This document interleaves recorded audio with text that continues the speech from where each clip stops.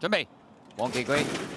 好，你一起步嘅時候啊，前面快閘嘅馬咧，見到外邊位置有嘉應勇將啊，中間咧咁啊有呢隻咧就騰龍踏雪啦，孤峰潛影啦，咁啊再後邊嘅馬有嘉應巨星啊，尾三粉紅衫勁好運，尾二歲歲有福啊，包尾入直路走入去喎，千帆區嚟㗎。好啦，最後直路啦，前面佔先嘅話咧，見到中間位置確好勁，鬥緊埋邊同心同樂嘅時候啊，咁啊見到包裝名將中間上，外邊嘉應勇將都有份衝，最出嗰邊仲有隻一世美麗啊，最後200米到。包裝名將透出咗，外邊一世美麗咧就追緊佢，後多層啊嘛，快搏上啲咧，出邊千帆區依家嚟啦，最後50米，一世美麗走甩咗少少，千帆區追緊佢，接近終點，一世美麗似乎到先啊，大隻啊，外邊嘅馬千帆區追上嚟就跑第二，有啲閃啊隻馬，第3呢，包裝名將，咁啊至於第4名嘅馬係快搏啊。